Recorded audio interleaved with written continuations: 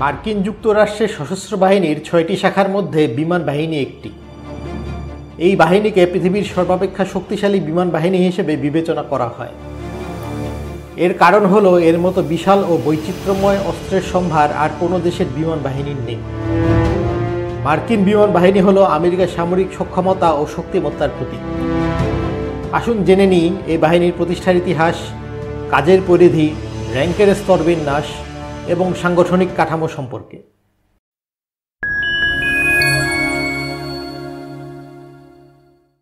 1947 সালে মার্কিন কংগ্রেস কর্তৃক প্রণীত ন্যাশনাল সিকিউরিটি অ্যাক্টের মাধ্যমে মার্কিন বিমান বাহিনী দেশটির সশস্ত্র বাহিনীর একটি স্বতন্ত্র ও স্বাধীন শাখা হিসেবে প্রতিষ্ঠিত হয়। এর পূর্বে মার্কিন যুক্তরাষ্ট্রের সকল যুদ্ধবিমান দেশটির সেনাবাহিনীর এয়ার কোরের অধীনে সামরিক অভিযান ও অন্যান্য কার্যাবলী পরিচালনা করত। মার্কিন বিমান বাহিনীর কাজের পরিধি ব্যাপক। কার্যাবলীর ওপর ভিত্তি করে মার্কিন বিমান বাহিনীকে মোট 9টি মেজর কমান্ডে বিভক্ত করা হয়েছে। মেজর কমান্ডগুলোকে সংক্ষেপে মেজকম বলা হয়। এর মধ্যে 7টি সার্বজনীন ও 2টি আঞ্চলিক মেজর কমান্ড। সার্বজনীন মেজর কমান্ডগুলো বিশ্বের যে কোনো জায়গায় প্রয়োজন মতো কার্যক্রম চালাতে প্রস্তুত থাকে। অপরদিকে আঞ্চলিক মেজর কমান্ডদ্বয় শুধুমাত্র একটি নির্দিষ্ট অঞ্চলে কার্যক্রম পরিচালনা করে থাকে। সার্বজনীন মেজর কমান্ডগুলো হলো এয়ার কমব্যাট কমান্ড, যাদের কাছে জঙ্গি ও বোমারু বিমান দিয়ে সরাসরি সামরিক অভিযান পরিচালনা। এয়ার মোবিলিটি কমান্ড, যাদের কাজ বিমানের জ্বালানি, যন্ত্রাংশ ইত্যাদি পরিবহন করা। Air education and training command, যাদের কাজ বিমান বাহিনীর সদস্যদের প্রশিক্ষণের ব্যবস্থা করা। এয়ারফোর্স মেটারিয়াল কমান্ড, যাদের কাজ বিমান বাহিনীর জন্য যুদ্ধাস্ত্র নিয়ে গবেষণা করা। এয়ারফোর্স গ্লোবাল স্ট্রাইক কমান্ড, যাদের কাজ আন্তঃমহাদেশীয় ব্যালিস্টিক ক্ষেপণাস্ত্র ও পারমাণবিক অস্ত্র ব্যবস্থাপনার কাজ করা। স্পেশাল অপারেশন কমান্ড, যাদের কাজ বিমান বাহিনীর এলিট তথা বিশেষ ইউনিটসমূহের ব্যবস্থাপনা। এয়ারফোর্স রিজার্ভ কমান্ড, যেটি বিমান বাহিনীর খণ্ডকালীন অনিয়মিত সদস্যদের নিয়ে গঠিত। এই খণ্ডকালীন ও অনিয়মিত সদস্যদের শুধুমাত্র যুদ্ধের সময় সামরিক দায়িত্ব পালন করতে হয়। আঞ্চলিক মেজর কমান্ড দ্বয় হল প্যাসিফিক এয়ার ফোর্সেস, যেটি হলো প্রশান্ত মহাসাগরীয় এলাকায় মার্কিন যুক্তরাষ্ট্রের নিরাপত্তায় নিয়োজিত একটি আঞ্চলিক মেজর কমান্ড, এবং US air forces in Europe, যেটি ইউরোপ, মধ্যপ্রাচ্য ও আফ্রিকায় মার্কিন স্বার্থ রক্ষায় নিয়োজিত একটি আঞ্চলিক মেজর কমান্ড। মার্কিন বিমান বাহিনীর র্যাঙ্কসমূহ 3টি স্তরে বিভক্ত। এগুলো হলো এনলিস্টেড স্তর, ওয়ারেন্ট অফিসার স্তর এবং কমিশনড অফিসার স্তর। এনলিস্টেড স্তর হলো এই 3 স্তরের মধ্যে সর্বনিম্ন স্তর। মার্কিন বিমান বাহিনীর এনলিস্টেড সদস্যদের এয়ারম্যান বলা হয়। একজন মার্কিন নাগরিক শিক্ষাক্ষেত্রে হাই স্কুল পর্যায়ে অতিক্রম করার পর এনলিস্টেড হিসেবে বিমান বাহিনীতে যোগ দেওয়ার যোগ্যতা অর্জন করতে পারেন। উল্লেখ্য, আমেরিকায় কলেজকে হাই স্কুল বলা হয়। এনলিস্টেড স্তরে মোট 11টি র্যাঙ্ক আছে। এর মধ্যে স্টাফ সার্জেন্ট ও তদূর্ধ্ব র্যাঙ্কধারীদের নন কমিশনড অফিসার হিসেবে গণ্য করা হয়। এনলিস্টেড স্তরে সর্বোচ্চ rank chief master sergeant of the air force সমগ্র বিমান বাহিনীতে একজনই থাকে। মার্কিন বিমান বাহিনীর মধ্যবর্তী স্তর হল ওয়ারেন্ট অফিসার স্তর। 1992 সালে বিমান বাহিনী থেকে এই স্তরটি বিলুপ্ত করা হলেও 2024 সালে আবার ফিরিয়ে আনা হয়েছে। উল্লেখ্য, বাংলাদেশ বিমান বাহিনীতে যেমন নন কমিশনড অফিসাররা পদোন্নতি পেয়ে ওয়ারেন্ট অফিসার হয়ে থাকেন, মার্কিন বিমান বাহিনীতে বিষয়টি সেরকম নয়। মার্কিন বিমান বাহিনীতে ওয়ারেন্ট অফিসাররা স্বতন্ত্র স্তরের কর্মকর্তা। দেশটিতে তথ্য প্রযুক্তি বিশেষজ্ঞ ও সাইবার যুদ্ধে পারদর্শী ডিপ্লোমাধারীরা সরাসরি বিমান বাহিনীতে ওয়ারেন্ট অফিসার হিসেবে যোগদান করার সুযোগ পেয়ে থাকেন। ওয়ারেন্ট অফিসার স্তরে 5টি র্যাঙ্ক আছে। মার্কিন বিমান বাহিনীর নেতৃত্ব দিয়ে থাকেন কমিশনড অফিসাররা। সেই সাথে তারাই মূলত বিমান চালনা করে থাকেন। কমিশনড অফিসার স্তরে 11টি র্যাঙ্ক রয়েছে। এগুলোর মধ্যে সর্বোচ্চ rank general of the air force শুধুমাত্র যুদ্ধকালীন সময়ে বিশেষ কোনো অর্জনের জন্য কোনো জেনারেল র্যাঙ্কধারী কর্মকর্তাকে প্রদান করা হয়।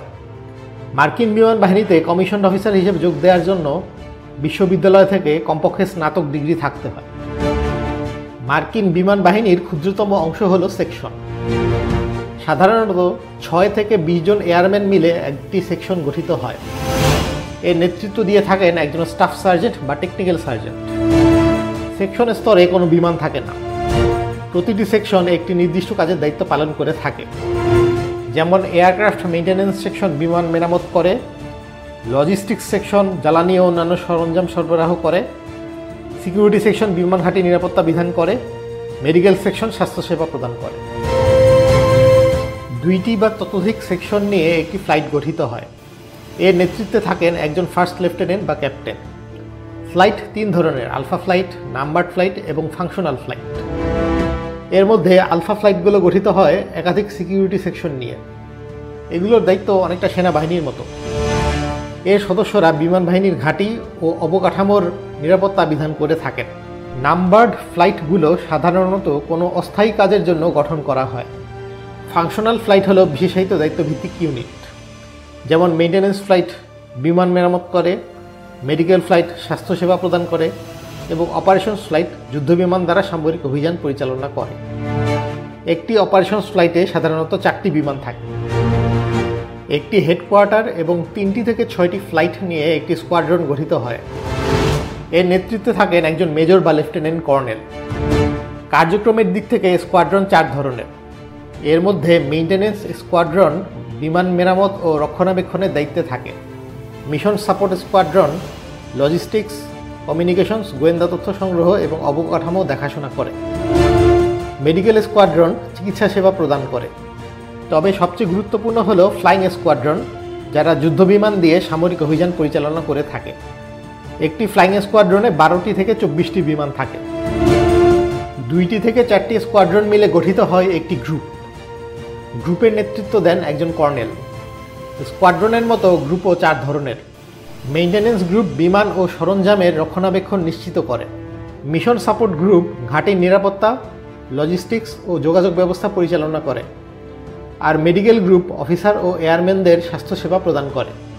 অপারেশনস গ্রুপ যুদ্ধবিমান দিয়ে সামরিক অভিযান পরিচালনা করে। একটি অপারেশনস গ্রুপে সাধারণত 24টি থেকে 72টি বিমান থাকে। 3 বা ততোধিক গ্রুপ নিয়ে একটি উইং গঠিত হয়। এর নেতৃত্বে থাকেন একজন ব্রিগেডিয়ার জেনারেল। উইং 2 ধরনের, যথা অবজেক্টিভ উইং ও কম্পোজিট উইং। একটি অবজেক্টিভ উইংয়ে সাধারণত একটি মেইনটেন্যান্স গ্রুপ, একটি মিশন সাপোর্ট গ্রুপ এবং একটি মেডিকেল গ্রুপ থাকে। অন্যদিকে একটি কম্পোজিট উইংয়ে থাকে বিভিন্ন ধরনের যুদ্ধবিমান, যেগুলো প্রয়োজন অনুযায়ী যে কোনো ধরনের সামরিক অভিযান চালানোর জন্য প্রস্তুত থাকে। একটি কম্পোজিট উইংয়ে 70 থেকে 100টি বিমান থাকে। মার্কিন বিমান বাহিনীর সকল উইং তাদের কার্যক্রম পরিচালনা করে একটি নাম্বারড এয়ারফোর্সের অধীনে।